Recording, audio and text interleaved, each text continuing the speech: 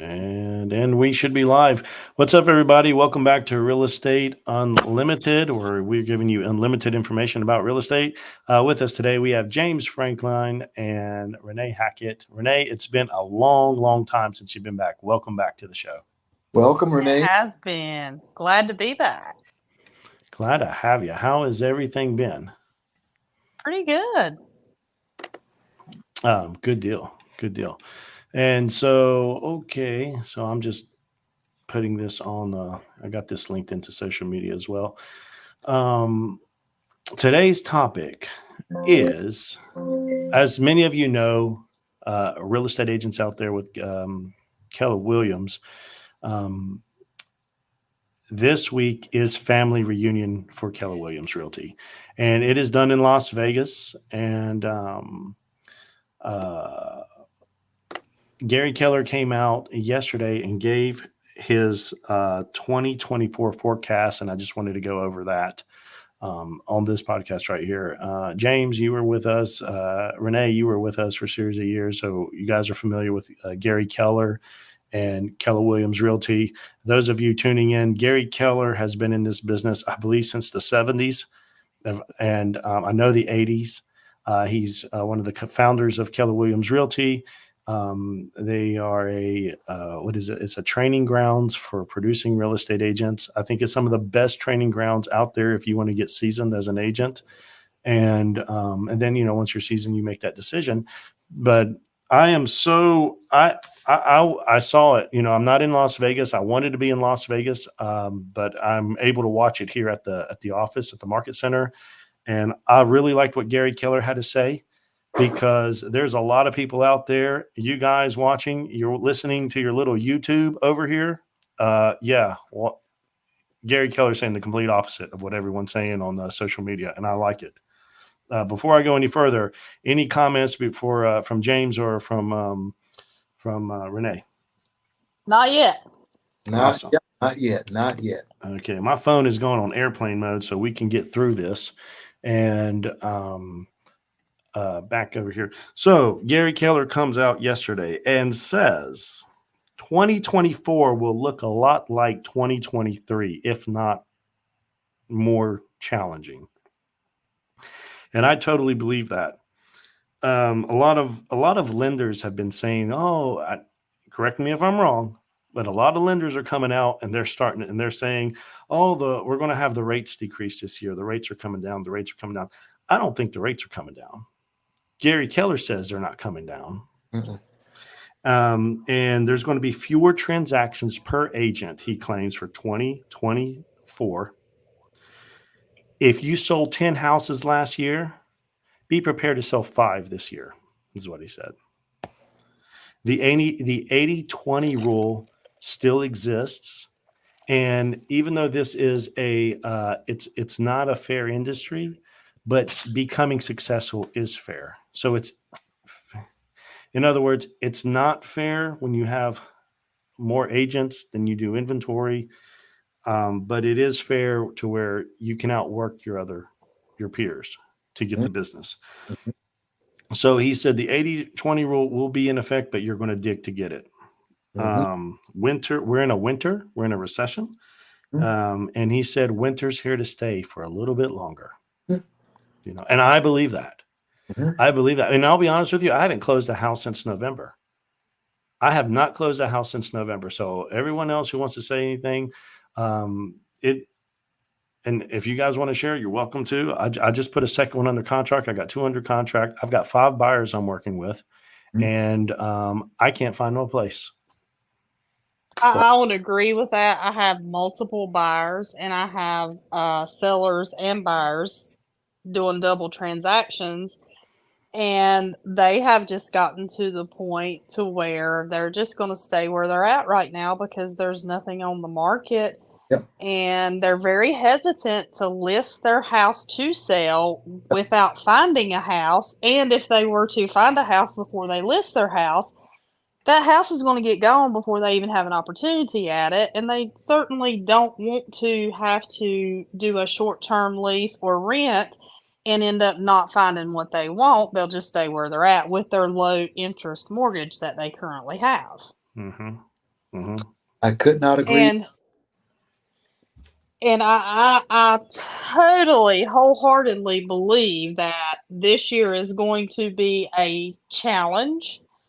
I won't say a struggle. Well, maybe I will say a struggle to a lot of the agents that are trying to do this dual career. They're not putting their all into it. They're not treating it like a business. I think you're going to see a lot of agents, and I've already seen it happen, and agents are dropping off and getting full-time jobs because they're not able to sell.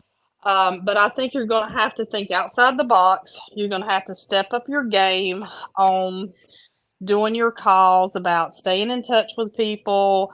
You're going to have to do a lot of different things this year to get the business. And then once you get the business, like you said, you had 5 buyers. I have tons of buyers.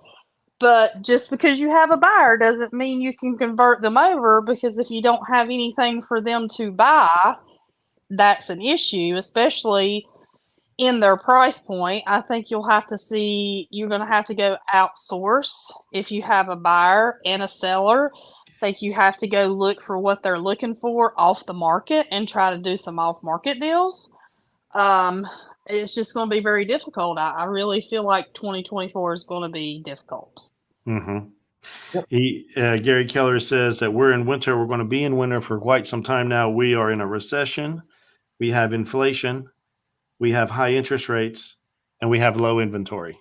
And added to that, Jason Abrams was there, and he said, and we have an influx of real estate agents. They're dropping, but they think it's easy work. So everyone's getting their license, and then when they get into this, they drop. Yeah. And selling a couple homes here or one home here and one home there, it takes away from the full-time agent. Yep. And I don't know if you look at, the MLS daily, or quite often. I do constantly. Don't know if you're tracking it or not, but you'll notice there's a lot of price improvements happening. A lot of price improvements where people are overpricing their house, and which is a big mistake by the seller to do this, because later on they have to do price improvements, and I guess they're thinking, well, we'll just throw it on up there and not listen to our realtor, and we'll put a little more up there, because the realtor doesn't set the price. The seller sets the price. And I've seen a lot of price improvements, meaning they're dropping the price. They call it price improvements now. I They're like lowering the price. Yes. I like that term a lot. I like that term too. Currently listed homes on the MLS, 2,865 homes. Just to back up, and I concur entirely, Renee, with you. Sometimes we agree. A lot more times we agree than we disagree. But I agree with you on this entirely, 100%. I can speak anecdotally, and I can speak by statistics as well, and patterns. But anecdotally, I've had a couple of people come to me and say, "Well, James, what do I need to get to do? What advice would you give me as I'm thinking about getting into real estate?" And I said, "Don't." I agree. You're polluting the pool. Well, I don't know necessarily about polluting the pool, but I mean, some people would be good real estate agents. I mean, I personally, and I'm not attacking any real estate agent, but I kind of am. There's several real estate agents in this business that should not be in this business. Right now, I just tell everybody don't, because if you got to, the way I look at it is, if you've not researched it on your own and you got to come and ask somebody, then that's your answer right there. And like you said at the beginning of our discussion, we're oversaturated with agents, and there's just simply not enough inventory. So why get into that kind of a fray as a greenhorn, as a novice, as a rookie? Wouldn't it be better if someone got into this industry while it was there's an abundance of properties? So I just tell them, don't do it. If you're ready for a lot of headache and a lot of heartache, hey, well, go for what you know. But if you're not cut out for that and you think it's get rich quick and you don't have to do anything but eat bonbons all long, and this ain't no HGTV, baby. Well, Yeah, and they have to be conditioned. Hey, do you have deals that you put a lot of work into, and it never makes it to the closing table, and you get $0. You do not get compensated at all for that. If it doesn't close, you get no Yeah, money, but you put your time and your expertise in it. right. You eat what you kill. And, by the time you put X amount of hours into it, the commission you might make might just simply translate into minimum wage. That's true too. I've had one or two like that, Huh. especially by, you take now and, last year and year before you were showing all these homes. I mean, I had buyers. I don't know how many offers I put in for one buyer, and we kept losing them. Yep. I Yep. mean, and that's work. And then finally, the frustration just overwhelms them. And they just like, well, we can't do this anymore. We're going to sit it out. And rightfully so, because, y'all know how it was last year and Oh, yeah. people paying insane, ridiculous amounts above and the year before. And I mean, it's very frustrating. And that goes to what else Gary Keller said is do not count on the market to bring you business. Those agents that counted on the market, he said back in 2020 and 2021, is if you count on the market to give you business, you should count on the market to take your business away. Yeah, absolutely. He stated to hold your ground in this market. And Yep. he said, this is a contact sport. And Yep. he said, you need to get out there, make the contacts. You're Yep. going to have to work harder. And if you're not willing to get out there and make the phone calls and make the appointments and make the contacts, Yep. he goes, the best thing to do is get out of the business because in the end, you don't, and he did talk about buying leads. And in the end, he said, it should be fun, it should be fulfilling, but it also should be profitable. And that's a great segue into what I'm about to say. When you said it's a contact sport, it's a blood sport. Yeah. And the four legs I look at are, and two of them really, really relate to what you're talking about as far as contacting leads. And that's sooner or later, you're going to have to use your CRM. You're going to have to establish one. And then when you do, you got to use it because what little business you might get, it evaporates after you've made the settlement, the sale, and they will forget about you. And they will go with someone else. That's what he said. I just got a lead today for a seller, and she bought the house about 2 years ago, and she was not satisfied with the lack of follow-up with a buyer agent. Mm-hmm. And because of that, and because of the lack of keeping in touch, she got a recommendation from a agent that she knows well and has done business with clear across the country, and he referred her to me. So that's all that had this agent, who was this leads, had she stayed in touch with her and followed up on the first sale, then she'd probably have her now as repeat business. So you got to have that CRM in place, the customer relations manager, where you're keeping in touch, sending out Valentine's Day, 4th of July, St. Patty's, school, startup, Halloween, Thanksgiving, Christmas, New Year's Eve, New Year's, and every day that you can put in your computer, whether it's Flag Day or whether it's Pancake Day, which was I think yesterday, or whatever. You got to have a CRM to keep in touch. And then the second leg of the table is lead generation, which you just alluded to, Paul, and that's contact as well. Whether you're calling, whether you're mailing, or whether you're buying your leads, and it ain't no shame in buying leads. I used to think it was disgusting and beneath me to buy leads, but you're gonna have to lead generate some kind of. You're gonna have to have 4 pillars of lead generation. Yeah.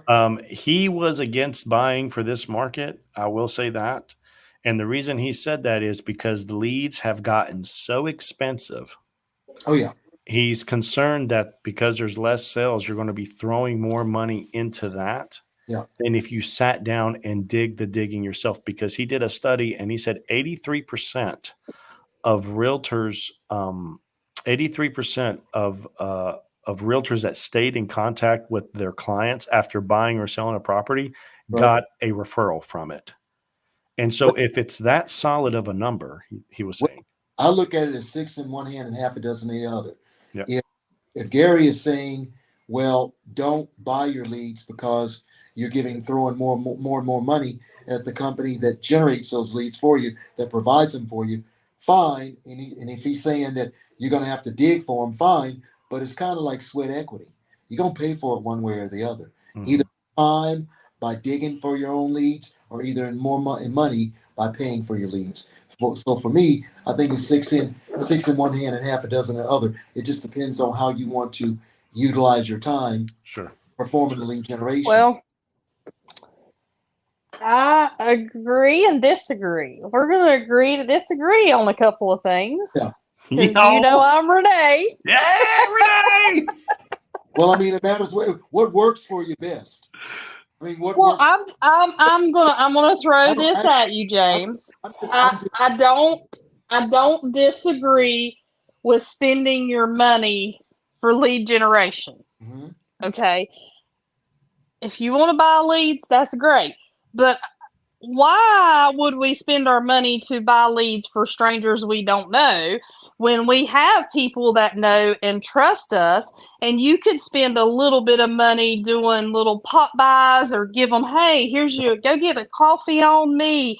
And they know you sell real estate, and you spend a little, invest in them. I'm telling you, they will send you referrals if you continue to do that with the people that you already know. It works. Well, They will tell whoever, oh, well, I've got the perfect realtor for you. Well, I'm not saying that buying leads is the only way to lead generate. I'm just saying it's one of several ways, such as making calls, sending out mailers, canvassing neighborhoods, etc. So that's just one component of the second leg of the table. And if you've got, like you just said yourself, keeping in touch, that first leg, if you're doing that, then it's going to ease the stress of the lead generation portion, which could be buying leads. It's just like a table. If you've got 3 legs on a 4-legged table, then you're going to have each leg doing 25% more to work. If you've got only both legs are only, and it's going to wobble and collapse. Yeah, I see both sides of the points here, So and I think Gary. Yeah, I'm sorry. I think he was really just stating that agents who just want to buy leads and sit back, that it's gonna cost them more in the long run. That's not.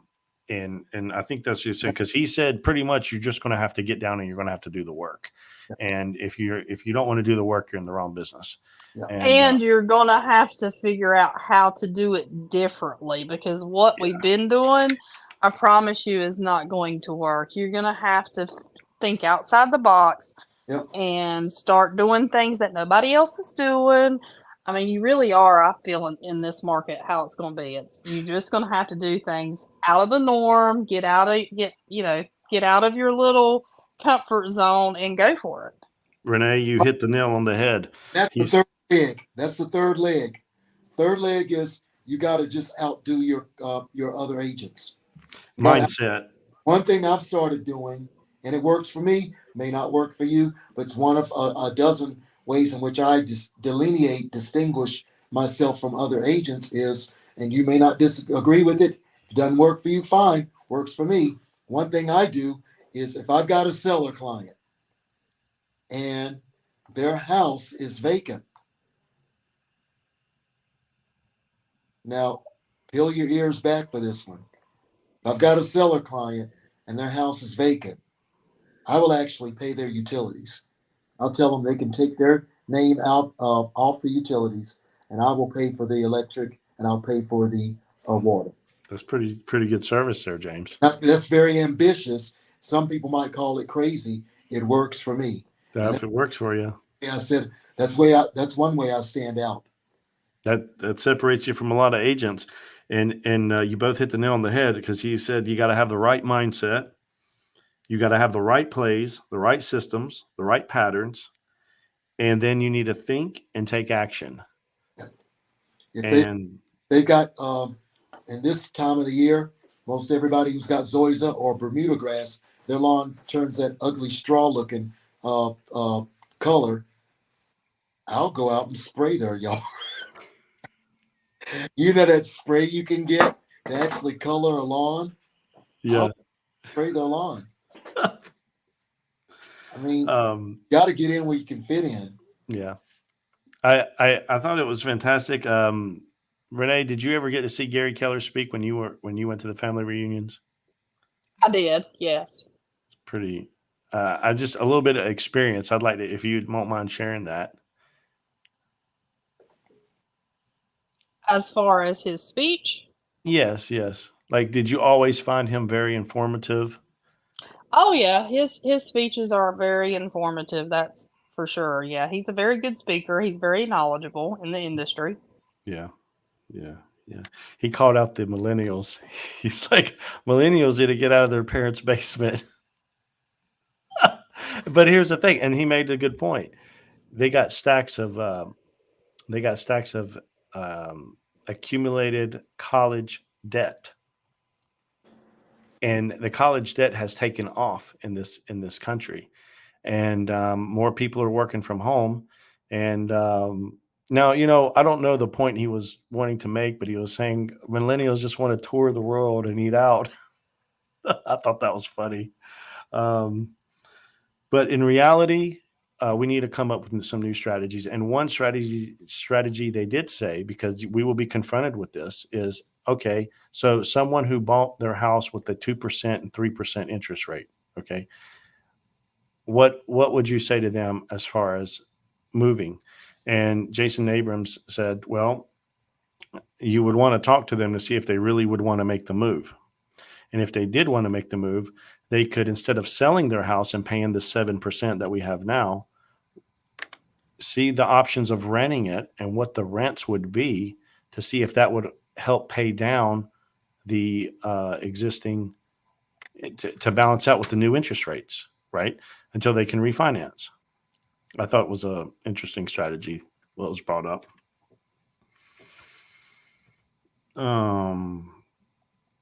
Gary also said to keep your vision strong, keep your path. I mean, I liked what I saw yesterday, and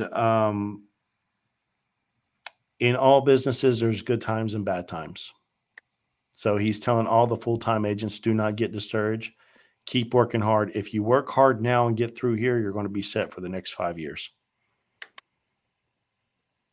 And any thoughts or comments, guys, on that? I mean, that's pretty much what he said. I really enjoyed what he had to say. I thought he hit the nail on the head. There's gosh, not Grant Cardone. There's an agent out there, or Ricky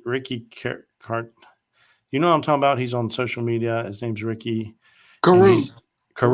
Yeah, Ricky Carew. And he's a coach. And I want to take his video and do a snippet with him and just post him so he can see it. Because he's like, January is going to be crazy. We're going to make so many sales. We're going to crush it. We're going to do this. And it's almost like the Kevin Powell. Yeah. And crazy Kevin Powell. Motorsports. Renee Hackett knows crazy Kevin Powell. Oh yes, very well. And he's like, oh, this is going to be amazing. We're going to kill it. We're going to do great.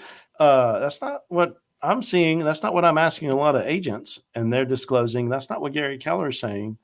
So you're going to have to dig, bro. You're going to have to make out the calls. You're going to have to get out there. You're going to have to work harder and longer hours. You're going to have to set your systems, like you said, James. Get your CRM in place. Who I saw? I was watching. I always like to look at other agents to see what they're doing. Mm-hmm. And one agent she went and got a wax, like a custom wax seal. Okay, yeah. My mind went somewhere else. When you said she got a wax, I'm like, okay, are we selling plot? Are we selling houses? Or are we selling ass? Okay, go ahead. No. and and so yeah, and so she writes a handwritten note, a handwritten letter to after she meets some like a client or after their like you said for their birthdays, for their home anniversary, after meeting them, and after or even after selling the property, and she takes the wax seal and seals it with her branding on there. Oh, Now cool. that I thought that was pretty damn genius. And so when you get this letter, it's in a nice envelope, and then you see a wax seal you got to crack before you open it, and then you get a nice handwritten letter. I thought that was pretty genius. I mean, I'm not having any intentions on doing that, but I think it's a good way to go and be classy about it. And definitely if you're selling luxury properties. True, true. That's a nice I thought touch. that was a good That's a nice touch up. touch. You know. So, but yeah, speaking of that, which we just talked, um, I'm like, okay, I haven't been in the gym since October because I was so busy, and hopefully I'll be just as busier this year. But I'm like, James, look, dude, you have to get back in the gym because when it gets warm, when I do these videos, I'm gonna have to start taking my shirt off or do something. I'm just serious. Stop, dude. I got to do something. I'm serious. With hypo, James, dude, I put on the belly. I ain't gonna lie to you. I'm gonna have to put on wife beaters on and some wet t-shirts or something. Stop, dude. Stop. I'm Stop. We serious. ain't selling Miami, James. We're selling Winston-Salem, bro. Hey, something. We're selling the track. We're selling High Point, North Carolina. I gotta pump it up some kind of way, buddy. Oh, Lord have mercy. Sounds to me like you might need to move to Miami Whatever, or Vegas, James. whatever. I'm just saying. I'm using social media, and I got to level up. Got to, Ooh, got to he pump it up. he did talk about that. He did say agents need to really pound on the social media, Yeah. and I'm glad he did that. I've really myself have taken it a lot serious here this past month. I started in mid-January. I've gotten three leads from it. I've Yeah. gotten 3 leads from it. Yeah. You know, so it's important to Yeah. post it up. And I don't know. I think it's actually frustrating. I was talking to another agent today. It's like, to be honest with you, everything has to come from my head. I have to create all my own content. Then I have to sit down and edit all this stuff. And it's just. Well, that brings me to the fourth leg, time blocking. You got the time block so that you can create a content calendar. Like take aside like a whole Saturday afternoon or Sunday afternoon.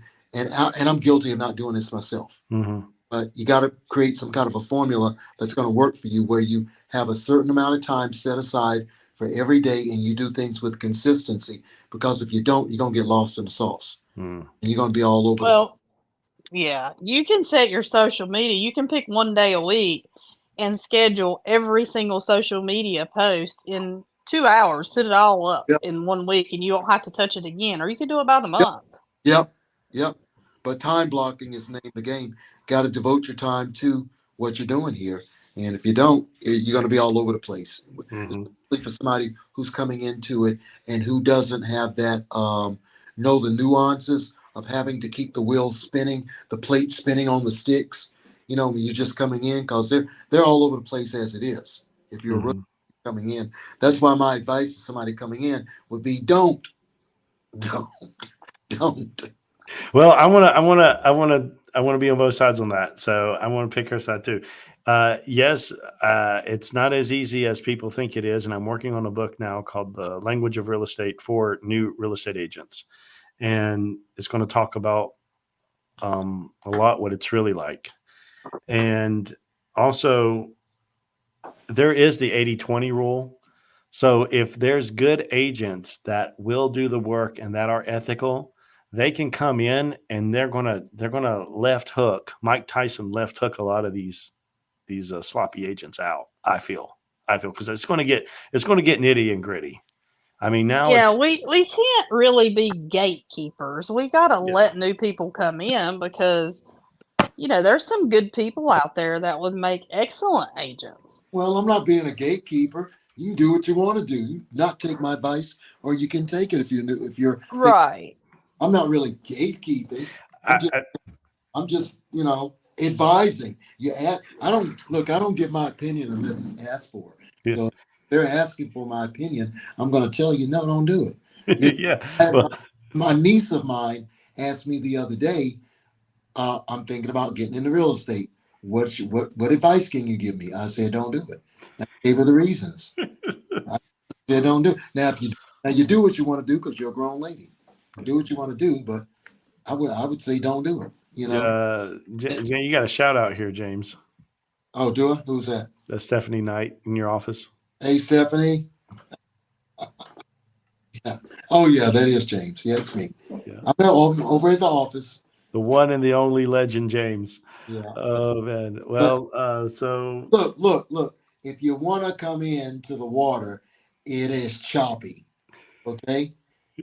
The water ain't fine. So if you want it's the water, come on in. come in. It's like you said. I want to go back over these. 2024 will look a lot like 2023. Fewer transactions per agent. If you did 10, look to do 5. The 80-20 rule exists. You've got to really you've got to get yourself in the 20%. And that means do 20% of the work to get 80% of the business, but you've got to be 20% of the agent Burritos. that gets, yeah. And you're going to have to really put the grit, right? It's got to come from inside. Winter is here. Ladies and gentlemen, we are in a recession. There is inflation. We have high interest rates. We have low inventory. We have an influx of agents. And because there's a reel going around with it's a real broker agent. He's in the triad, and he's like 60,000 real estate agents have left the business. Well, yeah, he's talking about on a national level. Mm-hmm. Well, 60,000 on a national level is not that much if you really want to look at it. I mean, we still have 7,200, 7,600 real estate agents in our MLS, in the Triad MLS. So I've not seen it go down to 5,000, right?